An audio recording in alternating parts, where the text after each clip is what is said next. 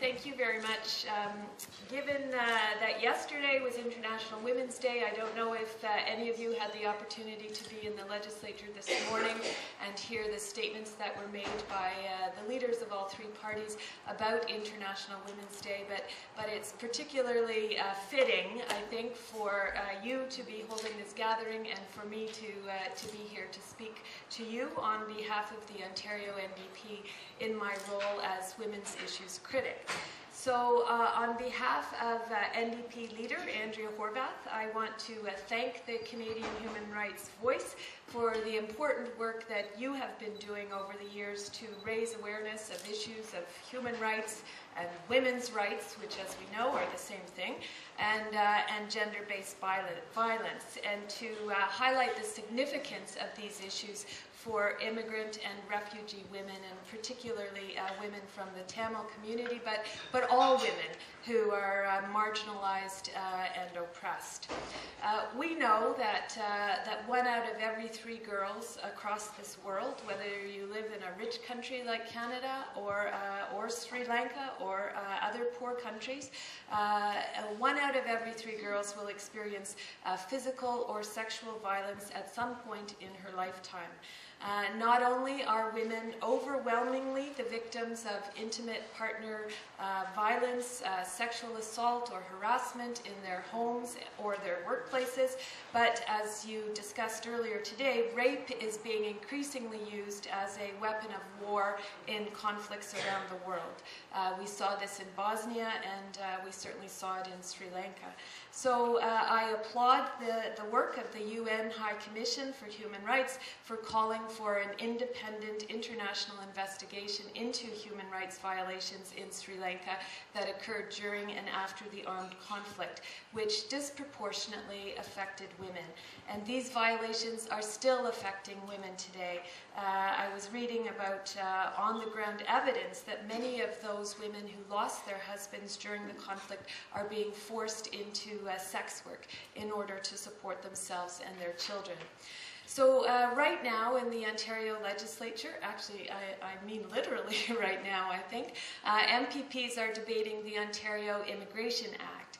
And one of the issues that New Democrat MPPs have emphasized when we've spoken to this legislation is the need to ensure that appropriate supports are in place for immigrants and refugees after they arrive in our province. And so in this regard, the work that the CHRV has done to shine the light on issues related to gender-based violence and the impact of gender-based violence on immigrant women is particularly helpful. We know that immigrant women are much more likely than men to be sponsored by their spouses, and it can be incredibly risky for an immigrant woman who is experiencing violence at home to report incidents of spousal assault or abuse. For an immigrant woman, it can mean detention or deportation back to a country which she may have fled because of a dangerous situation that she was facing. So we need to ensure that our settlement service agencies are aware of the reality of immigrant women's lived experiences, and that we have the supports in place to address these particular needs of immigrant and refugee women. I know that today you also discussed earlier the issue of human trafficking, which has become the world's fastest growing transnational crime. At any given time, there are an estimated 2.5 million women and girls who are forced to perform degrading, dehumanizing, and dangerous work in conditions that are modern-day slavery, and often for the specific purpose of sexual exploitation.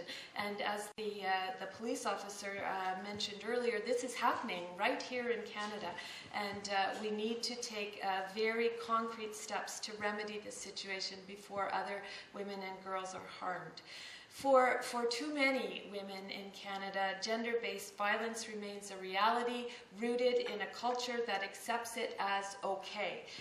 Last week there was an Angus Reid poll that was released, and it's indicated that 24%, almost a quarter of Ontarians say that it is possible for a victim to bring abuse upon themselves. This is a clear indication that public education campaigns are failing on this issue. We have to do better. It's never the fault of a survivor.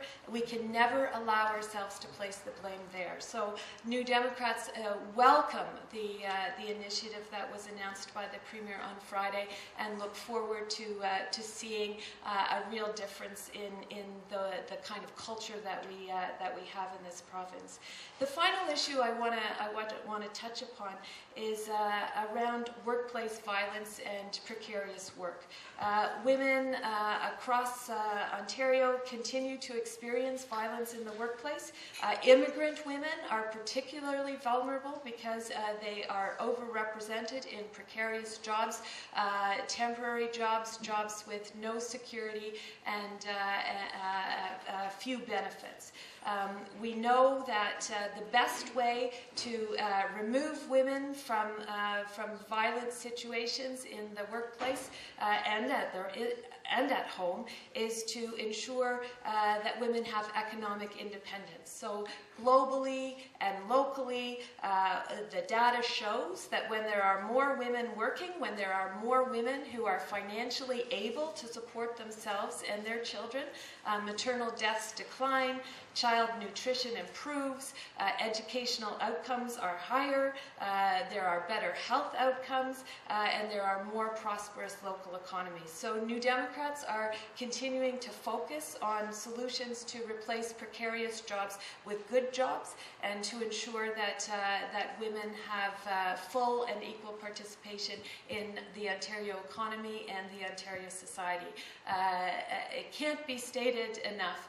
Women's rights are human rights, and progress for women is progress for all. So thank you for the work that you are doing to educate our society on these issues and to make a difference for women and children and for everyone. I really have appreciated this opportunity to speak to you today and wish you all the best for the remainder of your session, and I hope you enjoy your tour of Queen's Park. Thanks very much.